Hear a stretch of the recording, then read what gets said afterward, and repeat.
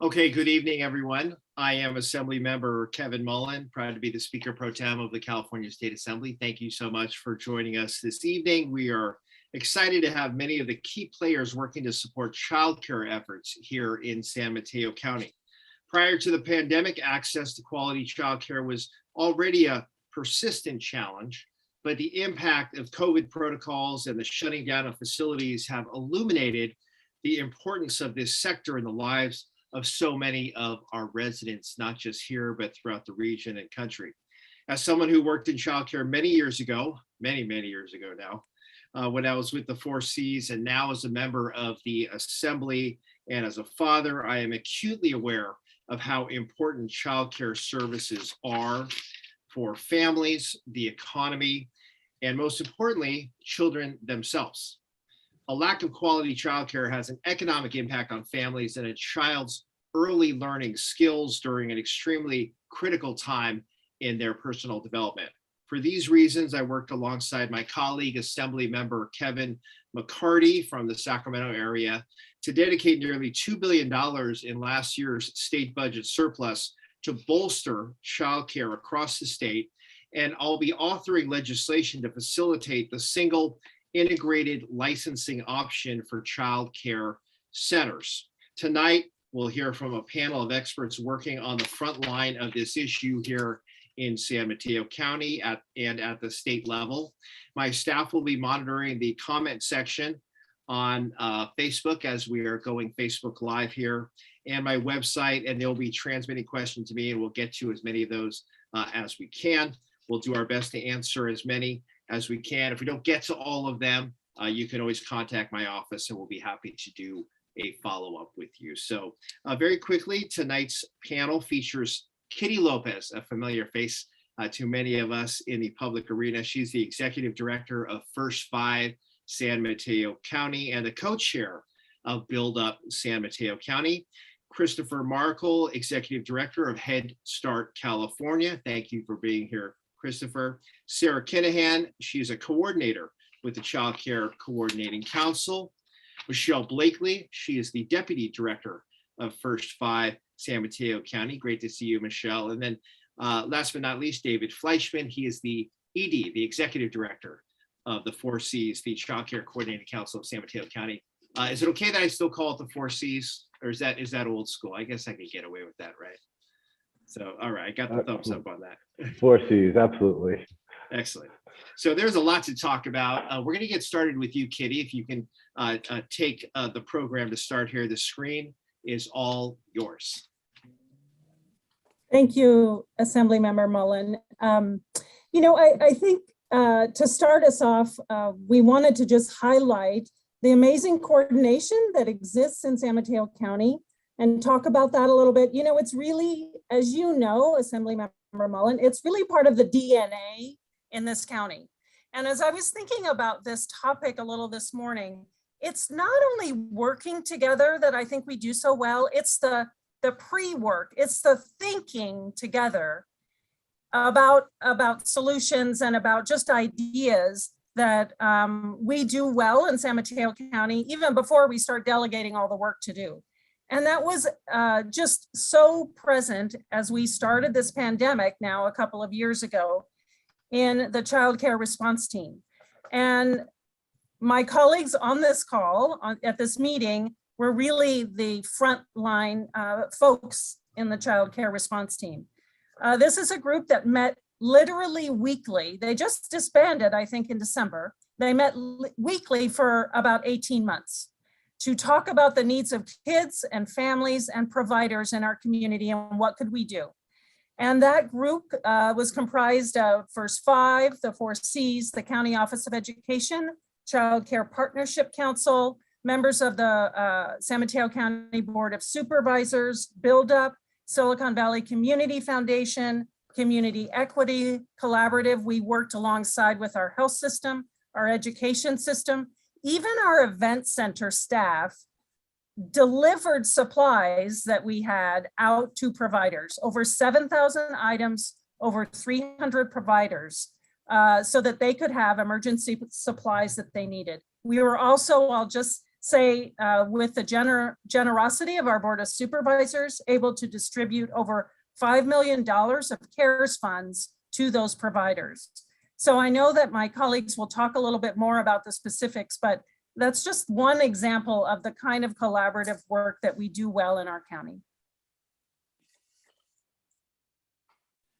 Excellent. Thank you so much, Kitty. And let me thank you for all the work that you are doing on Build Up and with First Five. As you know, I have the honor of being Build Up's honorary co-chair, the honor for being an honorary, but I get a front row seat to the incredible work that you and all of your colleagues are doing. So thank you so much for taking the time to be here. So with that, we're going to bring in Christopher Markle, Executive Director of Head Start California. And we have partnered with Christopher on pieces of legislation and is a resident expert. And I do want to call out Miriam Farouk is monitoring the activities. Miriam is my legislative staffer. She happens to do my scheduling, but she is an incredible childcare, early childhood education staffer. And we double team in that Capitol office. And I wanted to acknowledge her, but I know, Christopher, you've worked with Miriam closely in our office. So Christopher, let me turn it over to you and welcome you to the program. Well, thank you, Assembly Member Mullin. I appreciate it. It's great to be here with all of you this evening. And after 5 years at Head Start California, I still consider myself drinking from a fire hose and not an expert, but I certainly try to keep my finger on the pulse of what's going on, in our regions and across the state. And a great respect for the work of the work that's being done in San Mateo. I think so. You're right. We've obviously enjoyed working with your office before. Very excited about the forthcoming work on kind of dragging the single license over the finish line. And getting those regulations out. I think that's going to be a critical piece to beyond San Mateo County as all of our providers, Head Start and everyone else included, have to, I think, become more adaptive and flexible with greater speed. Because I think the thing that we don't know is how fast things will continue to change. So, I think Head Start is having the same experience that everyone else is having. And as I talk with my colleagues across the country, the other state association EDs, the number one thing they talk about is the staffing crisis and what can we do and how can we innovate and how can we attract people to the field. And I think it might be, so I'd like to hear more from the work of the San Mateo group. Everyone, I don't want to spend too much time describing the problem, because I think we all know the problem. But how do we think differently about staffing and how do we attract people to the field before we fix kind of the fundamental problem of wages? So I'll stop there and kick it back to you. Thank you so much, Christopher.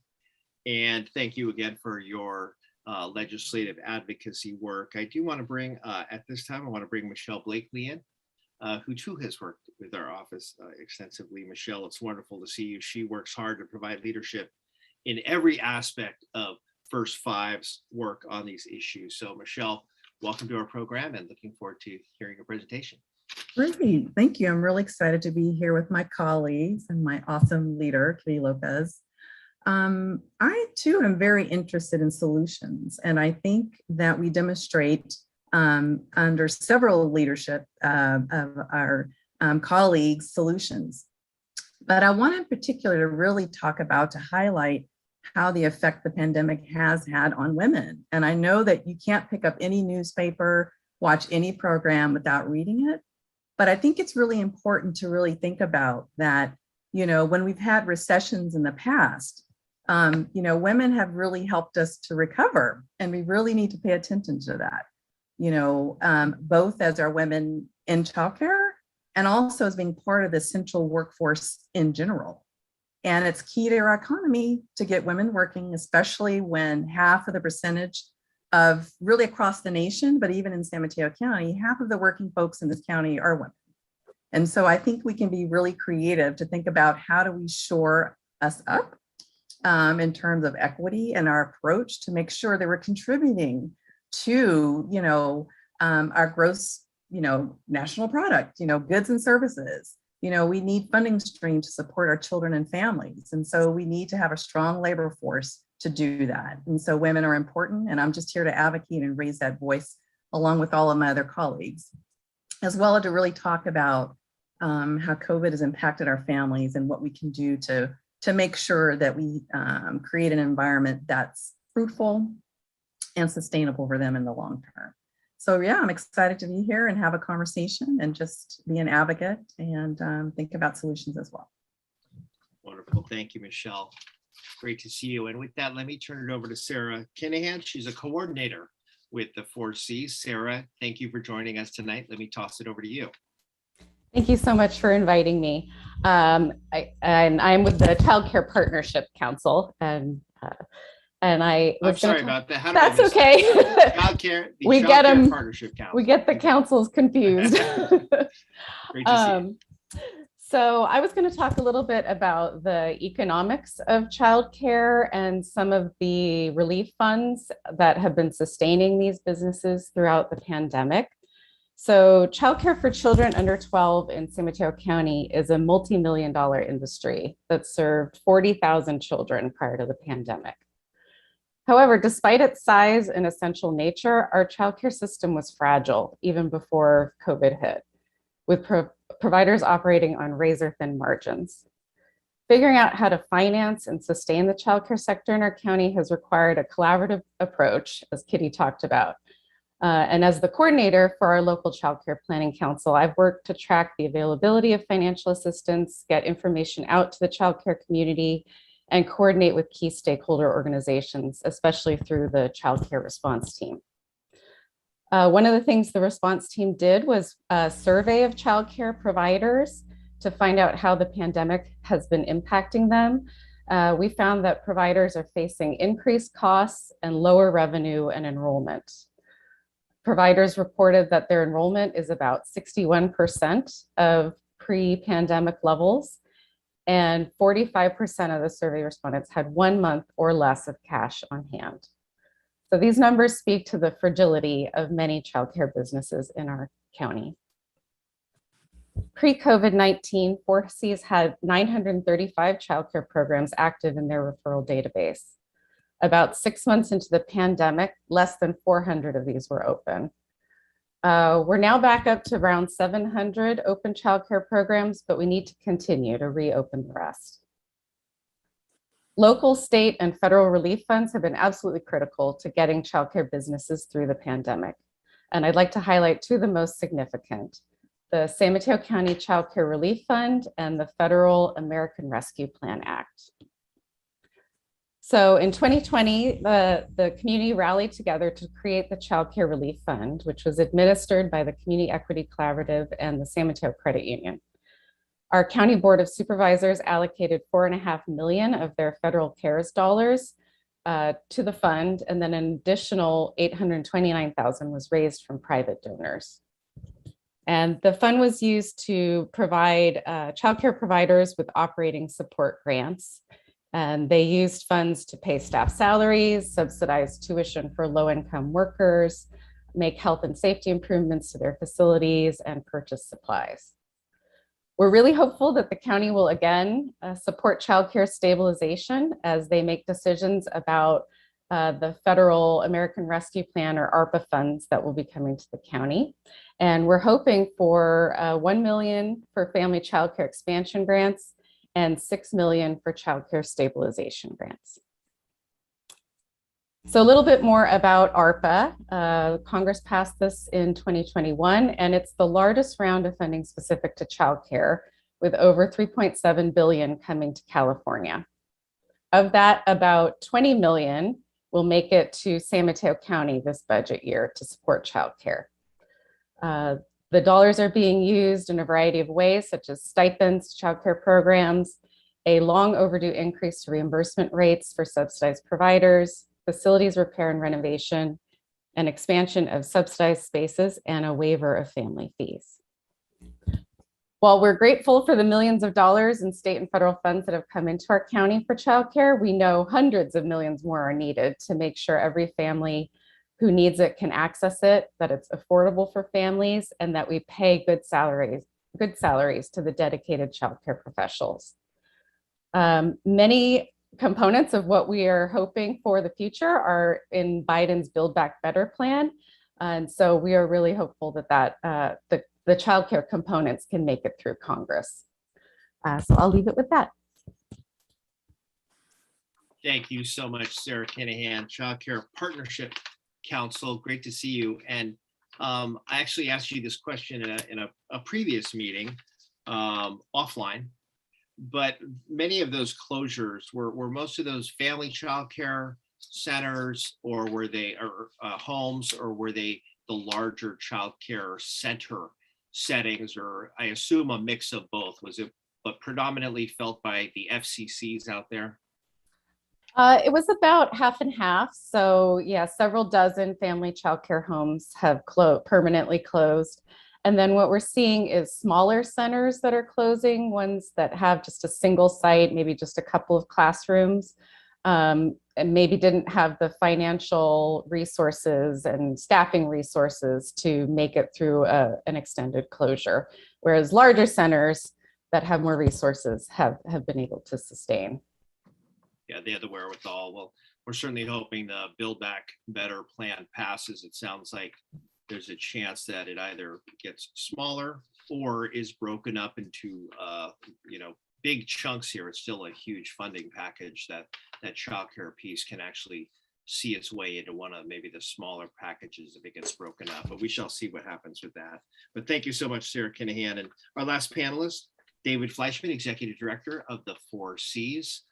David, welcome to the program, and we'll toss it over to you. Thank you. I appreciate it. I appreciate your leadership locally and in the childcare field.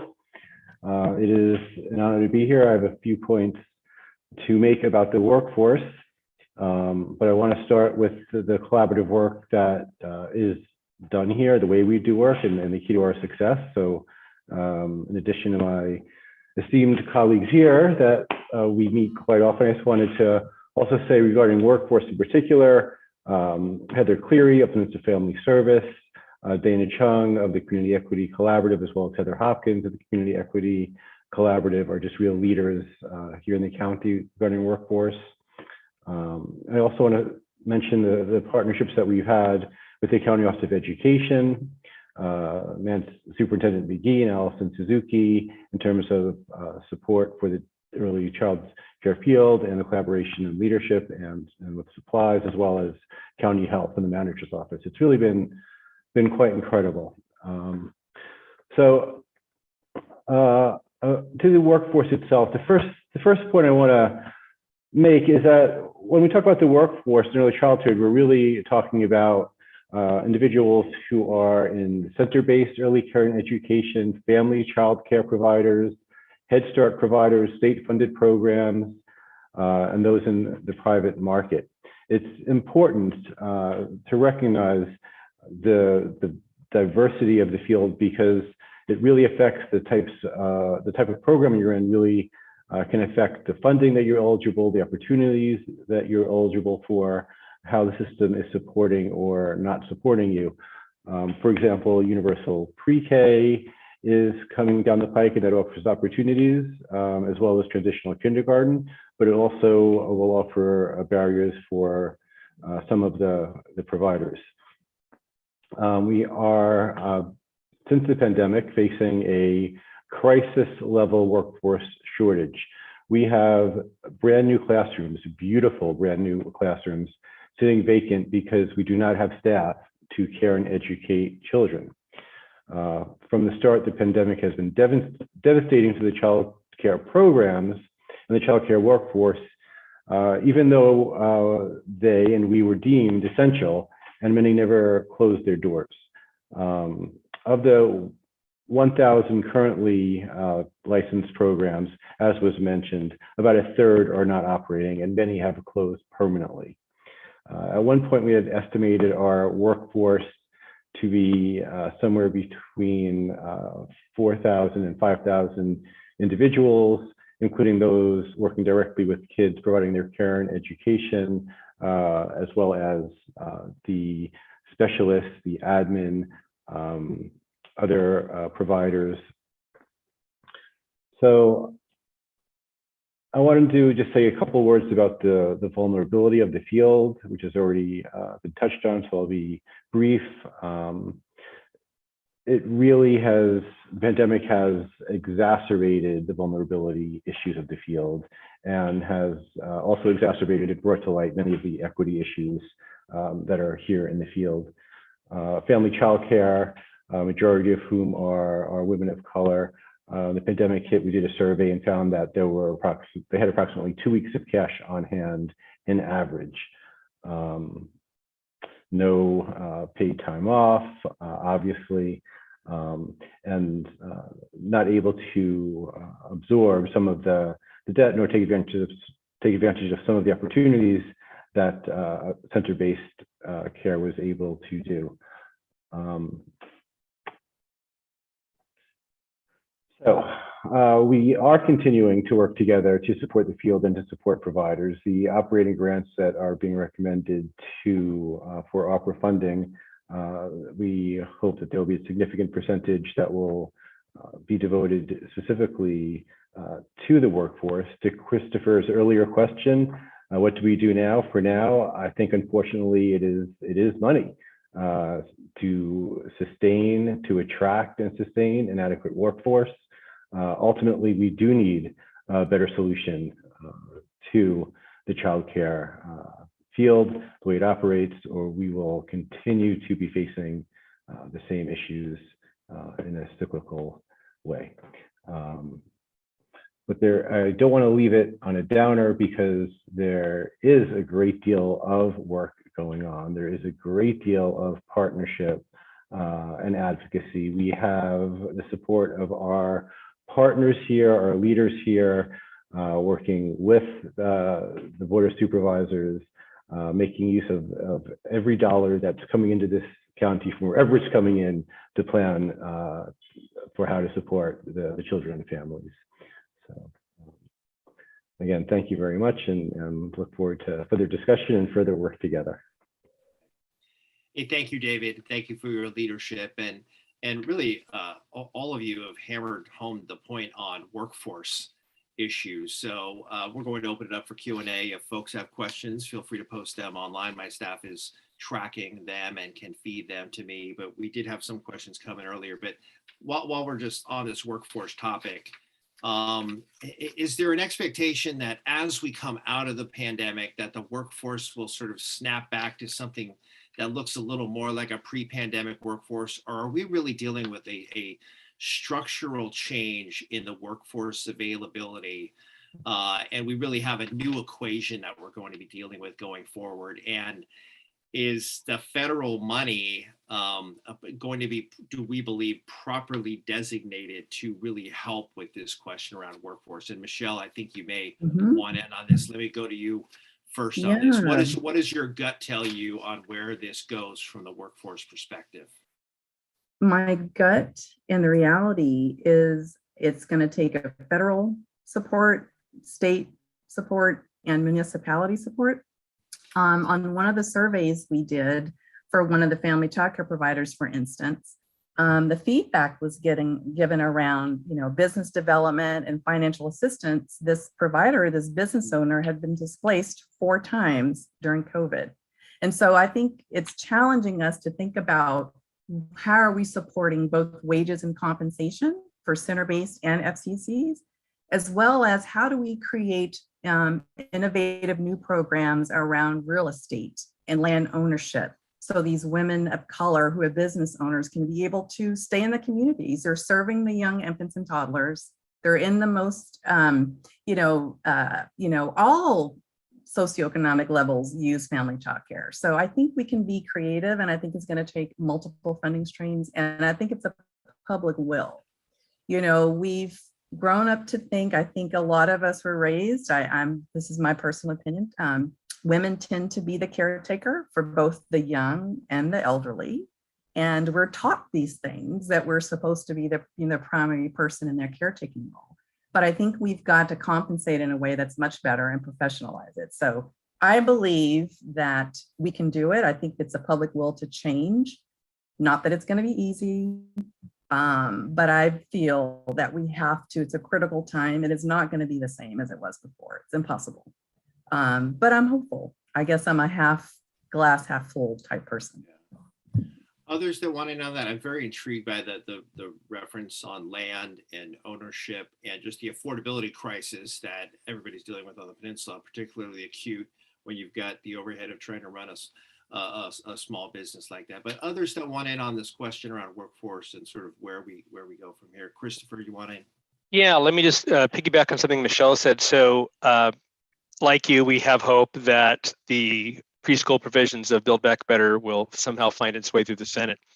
So within that, the Head Start provisions of $2.5 billion for 6 years is interesting in two ways. And the first is, I don't know what happens after 6 years. So if you're going to promise salaries to people for 6 years, I think that's a short end game. And the second is, that sounds like an awful lot of money for Head Start. But if you take the the federal appropriation and you give California its standard cut, which is about 13%, and if we distribute that across Head Start to all its employees, it will not cover the wage gap by half for the difference between what a preschool teacher makes and a kindergarten teacher makes. So Michelle is right. It's going to take state and federal and regional support. Absolutely. There's no question about it. And I think the other part of this is, how do we bring a new revenue idea? I think the early childhood community overall, we need to band together. And I as much as, all of the advocacy space for early childhood is a crowded and complicated space. There's a lot of us there. And I think we're all trying to do good things. My concern is we cannot keep going back to the governor for a larger piece of the same pie. And yes, there's, we have money now and someday we won't. But how do we generate a new revenue stream dedicated to funding the workforce? I think that's our biggest challenge. That's my 2 bits. So I have a number of questions pre-prepared. Folks submitted these earlier, but there are some coming in right now from our viewers online. Just very quickly, if anybody has an answer to this one, when can we expect COVID tests at private family child care centers? Does anybody have an answer to that one? Yes, I do. We have, with the County of Education, San Mateo County of Education has begun distributing test kits to all children using subsidized care. We will also be having distribution events this Thursday and Friday. Registration is online via SurveyMonkey, and there will be test kits available there. We do not have a great deal of test kits. We expect to have at least one per each staff member, each member of the workforce, which is sadly insufficient. But we will be continuing to look for more, and we will be continuing to distribute them as quickly as they come in. And I'd also like to, if I could just, you mentioned the interest in the connection to renting and ownership, housing and ownership in the workforce. And one of the points, especially around family childcare and our work with facilities, is their home is their facility. So you don't get more direct link to housing and the workforce than family childcare. And in terms of what is happening around us in the housing crisis, it is also a threat to the field when people are displaced and lose their homes, and therefore the inability to do family childcare. And last unsaid point till this is that the childcare workforce, which we all know at this point, is part of the infrastructure. It is the workforce that allows the rest of the workforce to go to work. Without childcare, working families in particular have no way to maintain employment, and most families with young children are not able to work, have not been able to work without childcare being available to them. So along those lines of facilities, so one of the earlier questions we had was any plans for identifying new spaces for childcare facilities in San Mateo? Obviously, this is central to the work of Build Up, but piggybacking on that, a question just came in from a viewer. Are San Mateo County programs aware of and are preparing for applications for state facilities renovation and repair grants that are expected to be released soon? So both questions under the facilities umbrella. Who wants to take a stab at that to give sort of an update on where we are as county programs trying to access those state funds? And of course, we stand to help in that regard, but we've got to get those applications going. So who wants in on that one? I'll go, Sarah. maybe Sarah. I can jump in, sure. Sarah. So yes, we are eagerly waiting the renovation and repair grants from the California Department of Social Services. And as soon as that grant application is up, I will send it out to my CCPC email list. I'm sure all of our partners here will blast that out and make sure that providers are aware of that grant opportunity. And yeah, just to talk a little bit more about Build Up, all of us here are partners in that effort.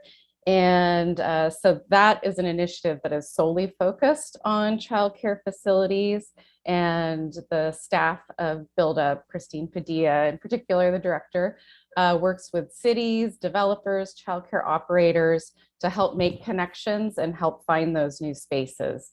And has had a lot of success in working with city councils, city planning departments to get childcare on their radar and make sure it's included in new developments.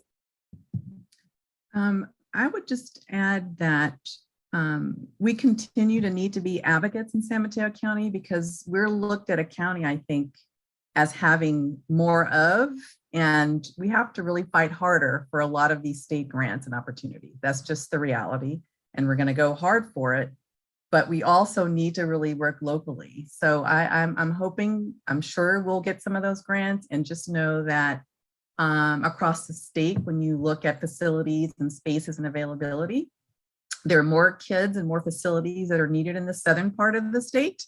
So those areas, you know, tend to show more high need than we do in the Bay Area, and specifically in San Mateo County.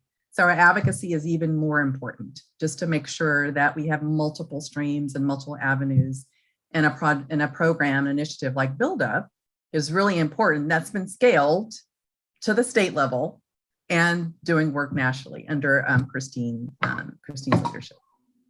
Yeah, Build Up California was taken after Build Up San Mateo County.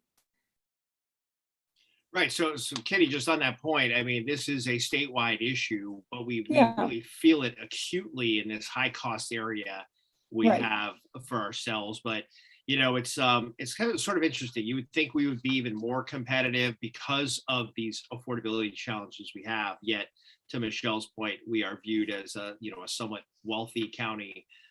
We all know it's much more nuanced and complicated with pockets of real need and so forth. But sometimes also I see in Sacramento, when these issues become statewide concerns, you do have political will and movement and coalitions actually being able to move policy and money.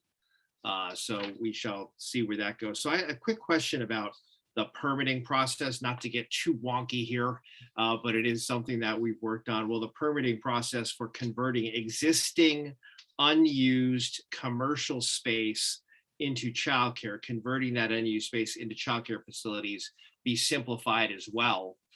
And we certainly stand ready to help on that issue. But are you seeing some positive movement in regard to, if this changing workforce we have, if you have unused commercial properties, can we convert those to childcare, and how do we simplify that entire process? Anyone want to take a stab at that question and sort of where things sit in San Mateo County in that regard? Sure, I can answer that one. So one of the things that the Partnership Council and Build Up did recently was a survey of all the cities in San Mateo County, their planning departments, just to understand the permitting process in each city. We have so many cities and they all set their own rules about this. So we did this study to help educate childcare providers about what it takes to open a center in their community. And then we also want to take it to showcase best practices that cities are implementing to streamline permitting for childcare and make it easier for new facilities to open up. So, you know, we have local examples where cities have designated someone on their planning department staff to really be a childcare expert. That helps tremendously. Making childcare allowed by right in certain zones is an excellent best practice. So there is a lot that cities can do to change their policies that would make it easier for childcare to open in different spaces. Hey, can I ask a question? I'm kind of curious now. So not trained in real estate or zoning is not my gig, but here's my question. So is it possible to incentivize a region to simplify and standardize their permitting across cities? Like, how could the state say, we'll give you money, but if we're going to give you money, you have to all agree on a simplified process? Like, how do we incentivize the behavior that we want? I don't know if is that crazy? Is that crazy? Oh, that's a great question. I like it. Well, it's a great question. I don't have an answer to it, but it's certainly worth exploring. And I think if you see issues broadly, the state is encouraging regional cooperation. You see that with our housing allocations and so forth. In fact, this is probably getting way down to the weeds, but you see a devolution of sorts of power from Sacramento to regions, just given the size and scope of California. You see that with a lot of planning issues generally, housing, transportation, incentivizing regional coordination, where the state puts some standards there, can pump some money through, but you're really encouraging the regions to develop policies. So you may see more of that in the childcare arena. I would actually certainly encourage that, because these affordability issues aren't just San Mateo County issues. This entire Bay region has similar challenges, but also this corporate campus, tech-driven economy where we're just having a changing workforce post-pandemic. I think there really is an incredible opportunity here to convert some of those spaces, but it's expensive to do. I don't need to tell all of you. So it's sort of how you structure that and how we can incentivize that and encourage that at the state level, but more than happy to explore that and see if there's a legislative way to nudge that in that direction. I do want to make sure I get this question in though, if I can, and it has to do with transitional kindergarten, TK. It gets so much attention in the halls of the Capitol. Lots of folks were excited about some of the movement on TK, but I also know that whenever there's a big shift in policy and funding, there's byproducts that go along with that. So I guess my question is, what kind of an impact will this real push on TK have on childcare providers more broadly? And what can we expect here going forward in San Mateo County with more dollars in TK and sort of where this TK conversation is moving? Anybody want to jump on that one? I'll just say that it raises the issue of our infants and toddlers, because if there's money and transitional kindergarten, which I don't think any of us would say that is a horrible thing, but it's going to change how the financing works for childcare, and what's going to happen to the infants and toddler care in this, enthusiasm and need for transitional kindergarten. And I'm sure my other colleagues have ideas about that.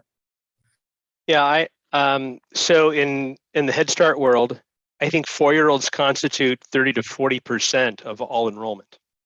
So a lot of the directors of Head Start programs across the state are trying to figure out how they will pivot if a large number of 4-year-olds enroll in TK.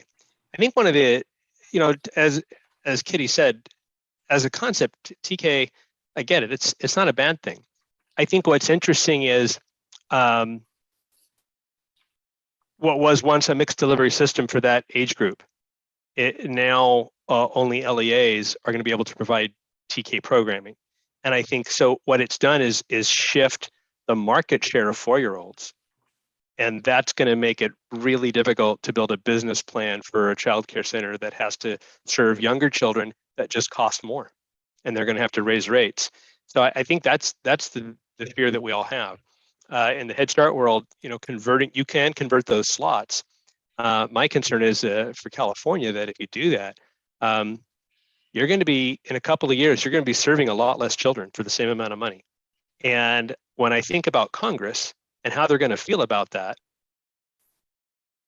they're going to look at it and say, well, wait a minute, how come we're paying more money and now we're serving, and we can explain ratio and do all those things. But I think that's part of the danger too. It puts some federal dollars at risk. Any other thoughts? Yeah. One of the other concerns that I've heard from the childcare field is fear that they're going to lose employees to go work in TK classrooms if they can meet the qualifications. As we touched on earlier, a preschool teacher in San Mateo County makes about half what a kindergarten teacher makes. So those wages are going to be really attractive to anyone who can meet the TK credentialing requirements. Yeah, I would add, we're looking forward to having our updated childcare needs assessment. So Sarah and our team are working on our updated childcare needs assessment for this year. That would include a very deeper look at our workforce to make those recommendations and show the analysis of the mixed delivery system and the wages and compensation for home-based educators and providers. So I think it would be great to share that as an advocacy tool, because it just really paints the picture of the public will that needs to change for multiple funding streams to fund wages and compensation. Yeah, it's a very interesting and complicated question, but I think it's changing the public will to put the dollars where they need to be, and maybe removing it from somewhere else or finding a new funding stream, as you mentioned, Christopher. Yeah, and I to add another layer to that, I think not only do we not have enough teachers, all those teachers who are teaching 4-year-olds, they don't necessarily want to do the 0 to 2. And that's a very different skill set, and it's hard. And all the data would say we don't have a lot of people sitting in community colleges finishing their degrees waiting to come in. So we're having trouble hanging on to what we have, and there just isn't a pipeline of young people coming in to do the work. So if we create, what you could end up doing is being able to have not serve 0 to 3 because no one's willing to do the work and the 4-year-olds left and the business shut down. So I think that is a huge challenge for us, is how are we going to attract people to serve the 0 to 2 space? Because that's just hard work. You're actually essentially asking people to come and love your child for a little while every day, to care for them, hug them. That's what infants need. And that's hard to do. So we actually had a question come in right under the wire here from somebody watching, which says, going back to Sarah's comment, does that mean that permitted preschool teachers will no longer be allowed to teach 4-year-olds in universal pre-K? So I don't know if you could tackle that one, Sarah. No, so there, universal pre-K is bigger than universal TK. So right. TK happens at a school district level, and there are requirements that the teacher have multi-subject credential, I believe. But preschool will continue to exist. Head Start will continue to exist. Parents have choices among these options for their 3 and 4-year-old children. So those settings don't need to meet the TK credential requirements. Great. And then Michelle, you mentioned the needs assessment that's coming forward. Do any of you know, just even ballpark, how many children in the county right now can't find a spot in an existing child care facility? I'm sure we've quantified that somehow. Does anybody have a quick answer to that one? Sarah. Sarah knows these. In our last needs assessment, we were short close to 20,000 childcare spaces. 20,000. Yes. And is that an annual needs assessment that is done, or is that? We do it every 5 years. So Every 5 years. yeah. But this needs Yeah. assessment is going to be deeper and more rich. So we're really excited about it. And we're going to go deep into our home-based educators and family childcare providers. So this will be a very, I'm looking forward to it. So this will be in addition to what we typically do every 5 years. It'll be much more rich. That's great. And how can the public access that needs assessment? Obviously, it's not out yet, but what's the timeline on that, and how might interested parties get their hands on that assessment?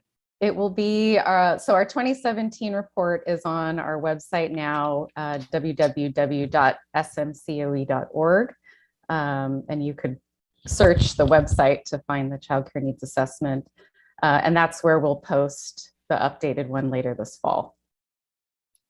Wonderful. Well, listen, Christopher wants to say, yes, sir. One last thing, I think one of the important elements of the master plan that has potential value for all of us is the idea of the universal eligibility portal, right? That's how, if we want parents to have true choice and they're going to have access to whatever they want to choose, right now, school districts that are on TK programs just usually have pretty strong marketing arms, communications arms, and not all private providers have that. But when the portal exists, at least have a one-stop shop where they can see everything. So I think one of the things we can do is accelerate the development and implementation of that portal. And I'll stop there, and thanks. Yeah, that's an equity innovation that will be wonderful. Absolutely. Agreed. Excellent. Well, hey, thank you all so much. Incredible panel with a depth of knowledge that I'm grateful for your sharing tonight with us on Conversations with Kevin. Thank you so much. I do want to give a quick shout out again to Miriam, but also Susan Kennedy, my communications director, who is a ringleader with all of these conversations with Kevin, pulling it together, and Gabriel Ortega with our group in Sacramento, helping us put this on. We want to thank you all at home for watching. We will have this parked on my social media sites on our website in case it hasn't been captured live by our viewers. Please be assured others will see this as well. So thank you to our panelists for taking the time to join us this evening. Thanks to our audience. Until next time, until the next Conversations with Kevin, be well.